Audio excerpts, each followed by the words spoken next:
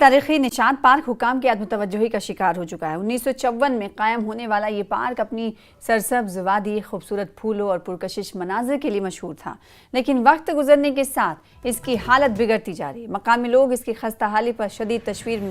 تشویش کا اظہار کر رہے ہیں اور فوری بحالی کا مطالبہ کر رہے ہیں۔ مقامی باشندوں کا کہنا ہے کہ مناسب دیکھ بھال نہ ہونے کی وجہ سے پارک کی رونق ختم ہو گئی ہے۔ جہاں کبھی سیاحوں اور مقامی افراد کا ہجوم ہوا کرتا تھا، وہاں آج ویرانی چھا گئی ہے۔ نشاط پارک کی اپنی ایک شان اور اپنی ایک بان ہے، اور یہ نشاط پارک مرحوم گل میر نے تعمیر کی ہے، اور نشاط پارک جو آج فلوریکلچر کے زیر نگرانی میں ہے،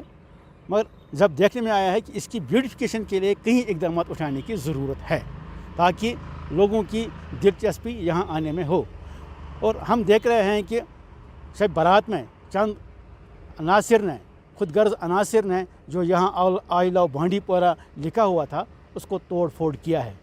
مگر المیہ یہ ہے کہ آج تک انتظامیہ نے ان لوگوں کو آئیڈینٹیفائی نہیں کیا ہے، جبکہ یہاں سی سی کیمرہ بھی لگا ہوا ہے، پر آج تک ان قصورواروں کو سزا نہیں ملی ہے، نہ ہی ان کو پکڑا گیا ہے۔ اور ساتھ ہی میری گزارش رہے گی ہارٹیکلچر ڈپارٹمنٹ، فلوریکلچر ڈپارٹمنٹ کو کہ